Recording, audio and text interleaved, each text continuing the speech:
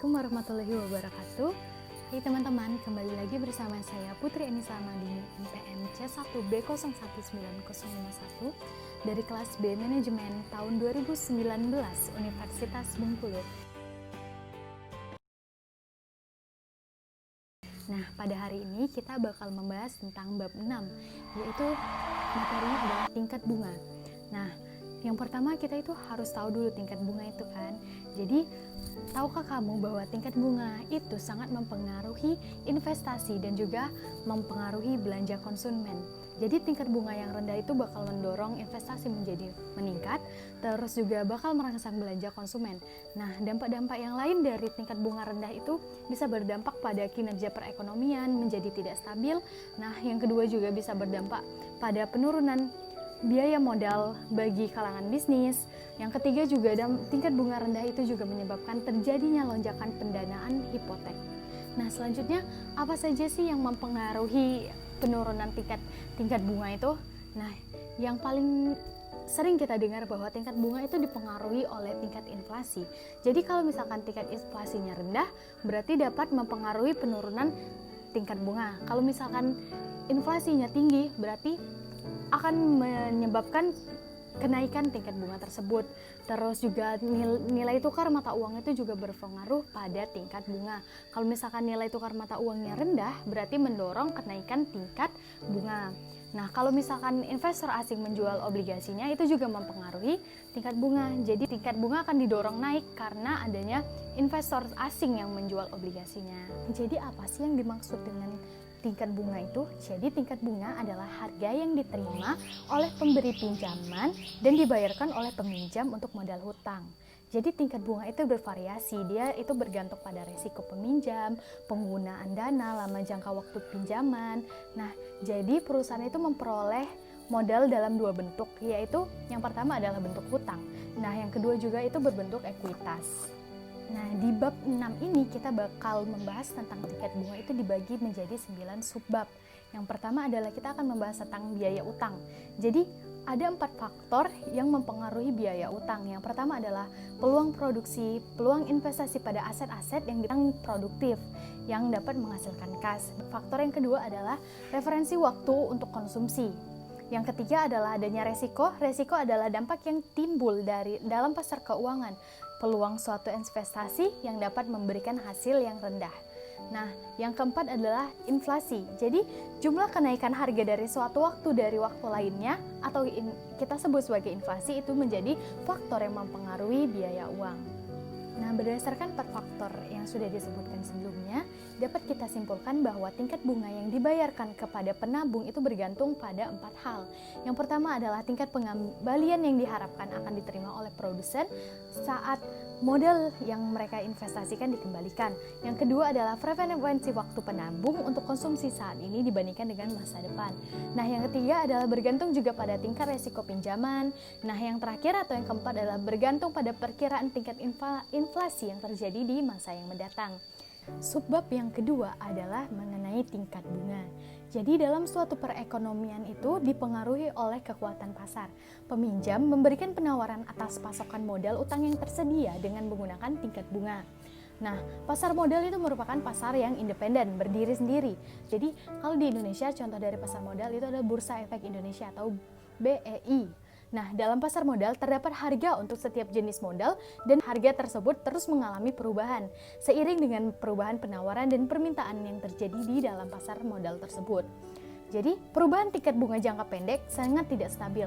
Tingkat bunga itu bisa dipengaruhi juga dengan tingkat perekonomian atau kondisi perekonomian. Jika kondisi perekonomian sedang booming, maka perusahaan akan membutuhkan banyak modal sehingga mendorong untuk kenaikan tingkat bunga. Nah, tingkat bunga itu akan turun juga ketika masa resesi di perekonomian. Namun, kecenderungan yang disebutkan tadi itu tidak bakal sepenuhnya terjadi. Bisa saja hal tersebut terjadi, namun bisa saja hal tersebut tidak terjadi. Kesimpulan yang dapat kita ambil dari subbab yang kedua tadi adalah yang pertama adalah tingkat bunga itu bervariasi. Terus juga tingkat bunga itu dipengaruhi oleh permintaan dan penawaran yang terjadi di dalam pasar modal. Yang ketiga adalah tingkat bunga itu akan naik ketika inflasi naik dan tingkat bunga itu akan turun jika inflasi di suatu negara atau suatu daerah tersebut turun. Nah, subbab yang ketiga adalah membahas tentang determinan tingkat bunga pasar. Ketahui bahwa tingkat bunga nyata menggunakan indikator-indikator tingkat bunga nyata bebas risiko. Nah, tingkat bunga nyata bebas risiko itu merupakan tingkat bunga yang akan diberikan tanpa risiko. Nah, biasanya tingkat bunga ini diberikan dari efek dari pemerintah. Jadi di dalam efek pemerintah itu ada yang namanya bebas gagal bayar. Jadi, jika itu hal tersebut terjadi jika diperkirakan tidak terjadinya inflasi di negara tersebut. Yang kedua adalah nominal, tingkat bunga yang bebas risiko yang dinyatakan. Yang ketiga adalah premi inflasi. Premi inflasi merupakan premi yang jumlahnya sama dengan perkiraan inflasi yang ditambahkan oleh investor pada tingkat pengembalian nyata bebas beresiko. Nah, selanjutnya adalah DPR atau kita sebut sebagai premi resiko gagal bayar. Artinya tidak melakukan pembayaran bunga atau pokok yang telah dijadwalkan sebelumnya. Jadi, disinilah terjadi resiko gagal bayar. Selanjutnya adalah premi likuiditas, premi resiko jatuh tempo. Nah, subbab yang keempat adalah kita membahas tentang struktur waktu tingkat bunga. Jadi struktur waktu tingkat bunga itu menjelaskan tentang hubungan antara tingkat bunga jangka panjang ataupun tingkat bunga jangka pendek. Jadi untuk mengetahui tingkat bunga suatu obligasi dengan waktu jatuh tempo tertentu perlu ditemukan biasanya disediakan di berbagai media, di berbagai aplikasi, di berbagai situs internet.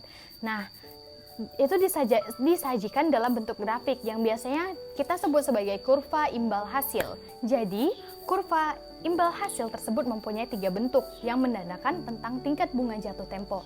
Yang pertama adalah kurva hasil normal. Yang bentuknya kurva itu menanjak ke atas. Nah, yang kedua adalah kurva imbal hasil terbalik. Kurva imbal hasil yang melandai ke bawah. Terus yang ketiga adalah kurva imbal hasil berpunduk, yang merupakan kurva imbal hasil di mana tingkat bunga atas efek jangka panjang menengah lebih tinggi dibandingkan dengan tingkat bunga baik waktu jatuh tempo. Bab yang kelima kita akan membahas tentang, kan tadi sudah dijelaskan tentang kurva imbal hasil. Nah, lalu apa saja sih faktor yang menentukan atau membentuk kurva imbal hasil tersebut? Nah, yang pertama adalah tingkat bunga pasar yang bergantung pada inflasi, resiko gagal bayar, likuiditas. Nah, itu dipengaruhi juga oleh setiap waktu jatuh tempo dari tingkat bunga tersebut. Nah, kurva imbal hasil untuk obligasi perusahaan juga dipengaruhi oleh 3 faktor di atas yang disebutkan tadi, yaitu tentang inflasi, resiko gagal bayar, dan juga likuiditas. Obligasi jangka panjang memiliki imbal hasil yang lebih tinggi karena dipengaruhi oleh 2 faktor. Yang pertama adalah inflasi diperkirakan akan lebih tinggi di masa depan. Yang kedua, premi resiko jatuh tempo yang positif. Nah, kalau misalkan kurva imbal hasil yang melandai ke bawah itu meramalkan tentang melemahnya kondisi perekonomian dan mengarah pada penurunan inflasi. Selanjutnya akan menghasilkan tingkat bunga jangka panjang yang lebih rendah. Jadi, kurva yang melandai ke bawah itu meramalkan melemahnya kondisi perekonomian yang akan mendorong tingkat bunga jangka panjang menjadi lebih rendah. Kelandaian kurva imbal hasil bergantung pada 2 faktor utama, yakni ekspektasi tingkat inflasi di masa depan, dan yang kedua adalah pengaruh jatuh tempo pada resiko obligasi, seperti gambar berikut ini.